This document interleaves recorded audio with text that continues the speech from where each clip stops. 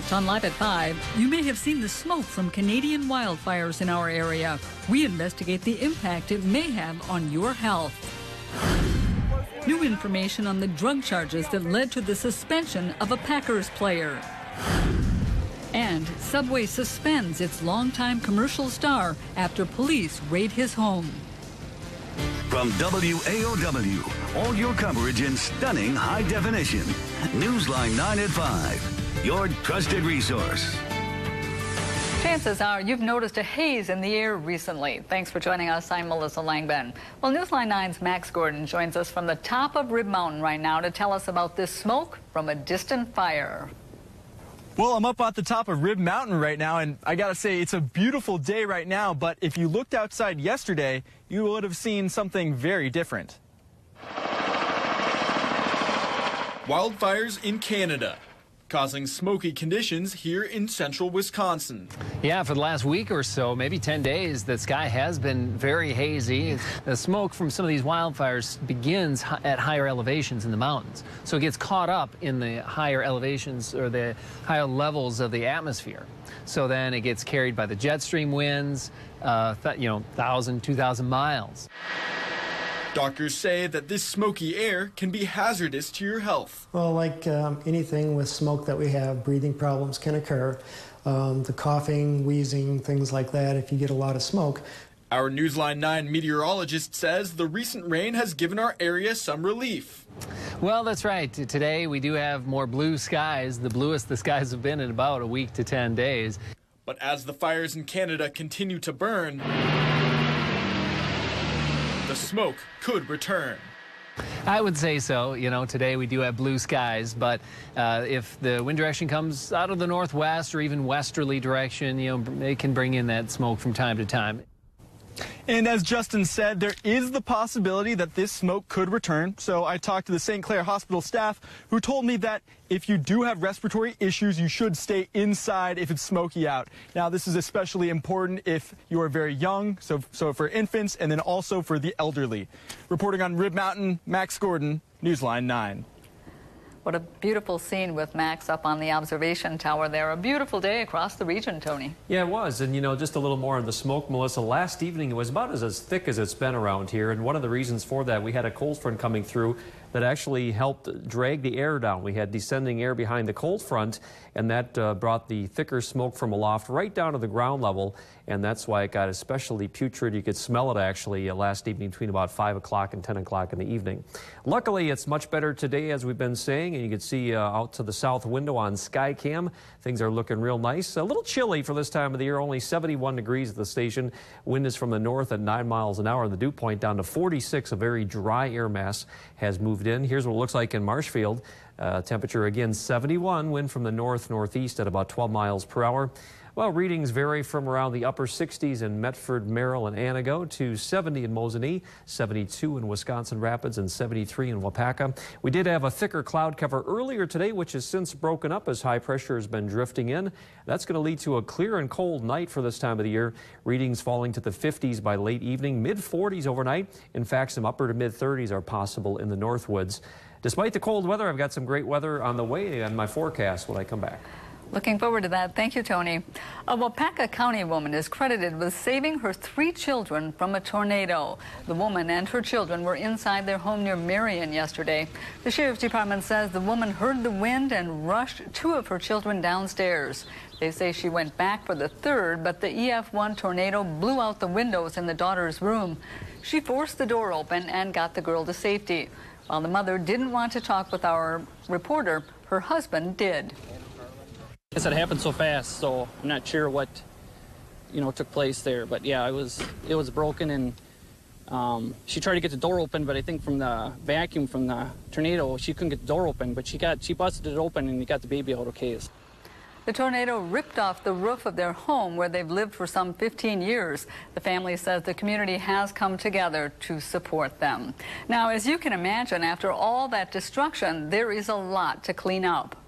I'm Molly Kowick in Wapaka County. Yesterday, a tornado tore through this small road, and today is all about the cleanup. Coming up on Newsline 9 at 6, I'll tell you how a community comes together to get the job done. Thanks, Molly. The state Senate has begun debating the next 2-year budget. The debate began 4 hours after originally scheduled. Legislators on both sides spent the day in meetings. The Senate erased provisions that would scale back the open records law. A committee added language to the budget Thursday night that would have shielded nearly every government official from the law. The news created so much criticism, legislators announced that it would come out of the budget. The governor's office says the changes will go to a study committee instead. The controversial removal of the Confederate flag from South Carolina's State House inches closer to reality. I think that it is appropriate and that it's very important that we remember our state's history. The Democrats in South Carolina, specifically in the House, are going to make sure that we follow through on our promise to take the flag down.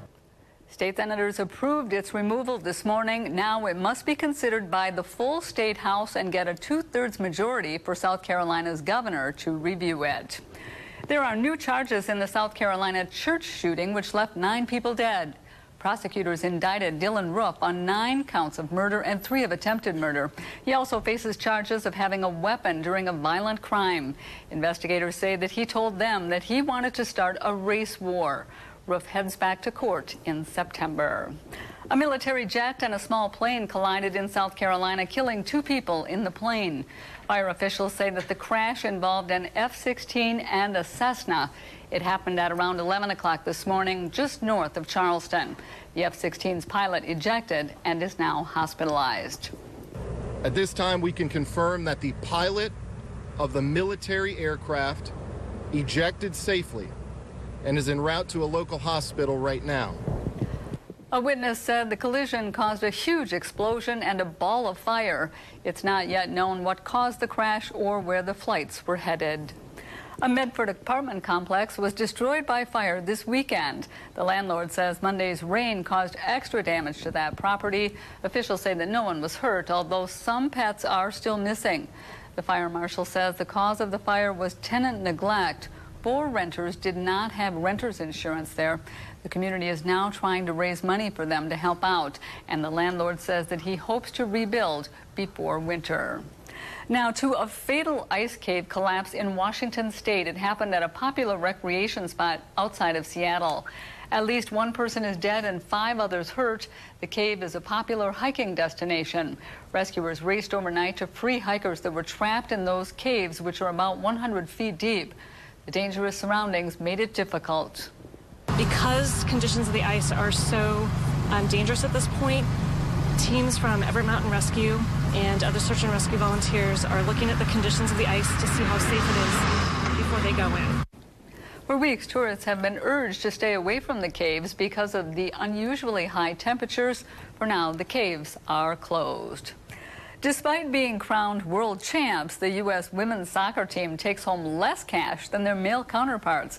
The team defeated Japan on Sunday and won $2 million from FIFA. By comparison, Germany's men's team took home $35 million for their World Cup triumph last year. The U.S. men, which finished 11th in 2014, won $9 million. Prior to 2007, women's teams received no prize money at all for winning the tournament. A woman sitting behind the Brewers' dugout at last night's game was hit by a line drive. She is reported as being in satisfactory condition. Now, the game against the Braves was delayed for about 9 minutes. At the top of the 9th inning, the woman was placed on a stretcher and then carried out of the stands. Her face appeared to be covered by a towel at the time. And we are learning new details about why a Packers player is suspended. The NFL announced last week that defensive lineman Dayton Jones will sit out 1 game for violating the league's substance abuse program. Sports director Brandon Kinnard joining us now with more. Yeah, Melissa, this all stems from an arrest for marijuana possession that happened last January. As a matter of fact, just hours after the Packers' NFC Championship loss to the Seahawks. The Green Bay Press-Gazette is reporting that Jones was arrested by Green Bay police in the early morning hours of January 19th. That's shortly after the Packers' plane from Seattle landed back in Wisconsin. The report says Jones became emotionally upset. He identified himself as a Packer, and he was cited for possession of THC and paid an $880 fine. Again, this is just coming to light after the NFL announced a whole bunch of suspensions last week. Jones can still participate in all off-season activities, training camp, all preseason games, but he is suspended for the season opener in Chicago. And all of that activity is just about to start up here in a couple of About weeks. 3 or so weeks now training camp begins. Hard to believe. Really Thank is. you very much, Brandon. Wasa's renowned Whitewater Park is hosting a national kayak and canoe competition this weekend, and paddlers from all over the country and even outside the U.S. will race down the waters. Newsline 9's Emily Thornton live at the course. Emily. Melissa, about 40 paddlers are expected to paddle down this course behind me near downtown Wasa on Saturday. Competitors of all ages and from as far away as Spain are signed up. Today was the first day of practice for people racing in the USA Canoe and Kayak Group Nationals. The goal is to paddle down the course without hitting the red and green gates as quickly as possible. Organizers say some of the paddlers are trying to qualify for international competition. For one Wasa brother-sister duo, this race is extra special. We are the only ones from central Wisconsin here. I believe we might even be the only ones from the Midwest here, actually. So it's a really great opportunity for us. Paddlers took their first practice runs this morning and will be getting familiar with the course through Friday. The races begin at 9:30 a.m. on Saturday. Organizers say more than 30 volunteers will be helping out with the races. Live in Wasa, Emily Thornton, Newsline 9. It is an awesome course. Thank you very much, Emily. Comedian Bill Cosby making headlines again. A new document details statements that he made about drugs and giving them to young women. That's a little later in this newscast. Right now on this Tuesday, we do want to give you a look outside. Cooler temperatures and sunshine have returned to the area. Tony will be back in 90 seconds. He's got a look at what's ahead for us in your Live at 5 Future Track forecast. All your coverage in stunning high definition with Melissa Langben and Tony Schumacher. Newsline 9 at 5, your trusted resource. Well, nice to see the blue skies this evening without the haze, that's for sure. We're looking throughout north central Wisconsin. Things are looking very nice. I love watching the sunlight glisten off the lakes up around Land O'Lakes from the Conserve Charter School WeatherBug camera. Doesn't that look nice? And let's take you on to the Ministry St. Michael's camera in Stevens Point. And partly cloudy skies are being observed at this particular time. Well, we're going to move on now and take a look at this. We're looking at our weather headlines. That includes pleasant days ahead. Steamy weather returning by the weekend with that humidity and a chance of thunderstorms. And it looks like it's going to stay warm next week as well. In fact, I want to pull up the 7-day temperature trend, the high temperature trend.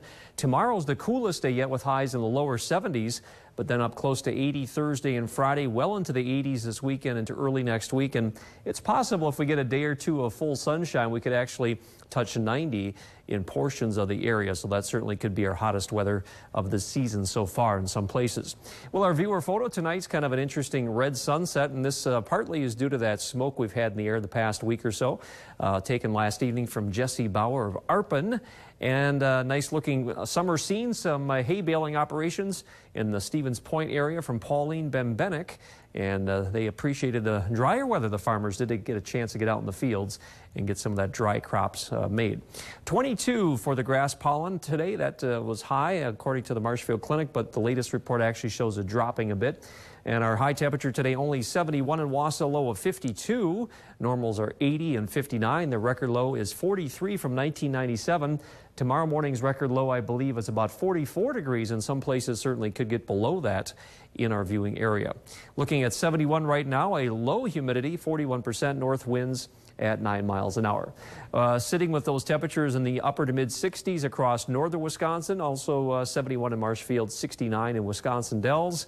And throughout the Midwest, it's not terribly warm today. A lot of spots in the 70s only, so that heat has temporarily moved away. Flash flood advisories continue all the way from Texas clear up through the Ohio Valley, with some heat advisories out in the Pacific Northwest, and that's some of the hotter air that will eventually get here. But you can see the showers and storms running from Texas right up to eastern parts of the Great Lakes with that cold front. High pressure is going to sit over us the next couple of days and really protect us, keep the rain off to the south of us, and a few little showers off in the northern plains as well. Just partly cloudy skies around here, not as much wind. It should be very nice to be outside the next couple of days, no question about it.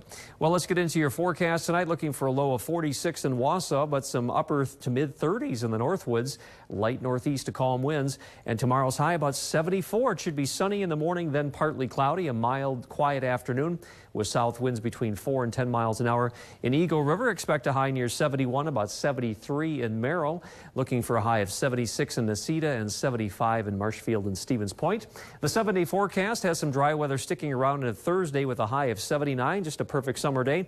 Friday, partly sunny, high of 80 and a slight chance of a shower, especially south of Marathon County. Saturday and Sunday look to be warm and humid with highs up in the middle 80s and some scattered thunderstorms possible, especially early Saturday, then again Sunday. And look at that, more summer-like weather next week, highs in the 80s with a few thunderstorms possible. Definitely summer-like. Thanks, Tony.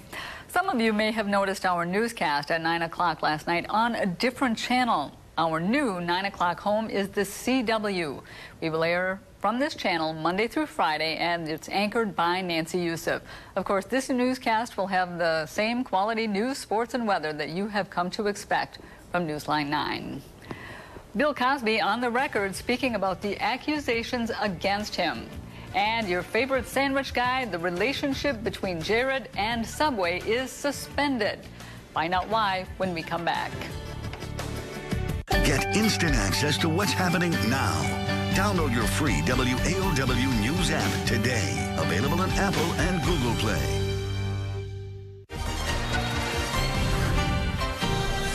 Welcome back. It's 5:18. For months now, comedian Bill Cosby has avoided answering questions about whether he bought sedatives to drug women and have sex with them. But a newly released document shows that he has said yes to the accusation. ABC's Marcy Gonzalez has more. Because it was AP. After repeatedly sidestepping questions. No, we don't answer that. About sexual assault allegations. And I can't speak. Now, a possible admission from Bill Cosby revealed. A court document unsealed yesterday states the comedian said yes when asked under oath if he purchased the prescription sedatives Quaaludes. A lawyer asking, when you got the Quaaludes, was it in your mind that you were going to use these Quaaludes for young women that you wanted to have sex with? Again, Cosby answers yes.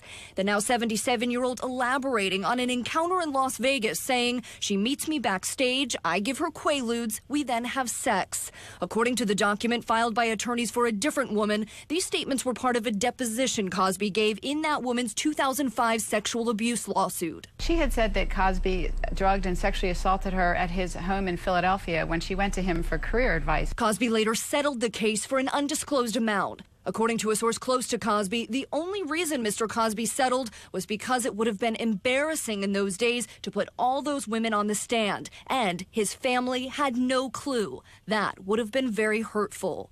Attorney Gloria Allred, who represents several of Cosby's accusers, today applauding the judge's decision to make the statements within those court documents public. They are an admission. Make no mistake about it, and that's why we're going to make every effort to use it in our lawsuit.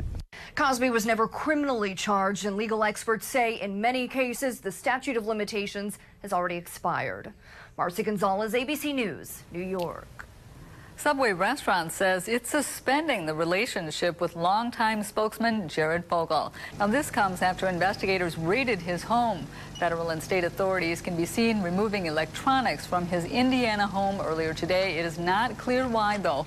Now, this raid does come months after police arrested the then executive director of Fogle's foundation on child porn charges. The Jared Foundation focuses on child obesity awareness.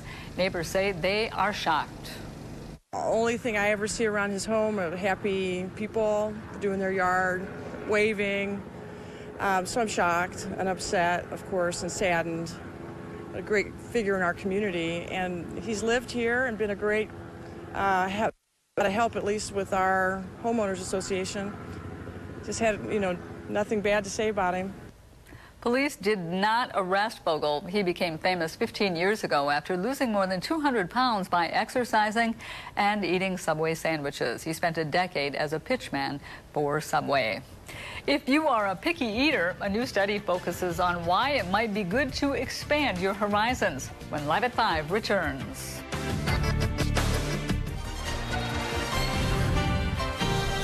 Welcome back. We focused on aging and how some people do it more gracefully than others in our health news yesterday. Now, a new study may make you think twice about some of the conditions that take years off your life. Smoking cigarettes, we know that takes years off your life. Similarly, we know that diseases like HIV can also shorten your lifespan. But a study released today points to conditions that may have an even greater life-shortening effect than these well-known health hazards, and they affect millions. Type 2 diabetes, prior stroke, and prior heart attack. An international team of researchers looked at data on these conditions in more than 1 million Americans and Britons collected from 1960 to the present day. Their startling conclusion? Having 2 of these conditions by age 60 reduced life expectancy by about 12 years in men and 13 in women. By comparison, smoking reduces lifespan by about 10 years on average, and being infected with HIV, 11 years. It's a worrying finding, but one the experts say that we can all do something about, starting at the dinner table, on the exercise track, and anywhere you can make a decision to live a life that is healthier for your heart and your waistline. And when it comes to making healthy food choices, a new study suggests that picky eaters may want to expand their horizons.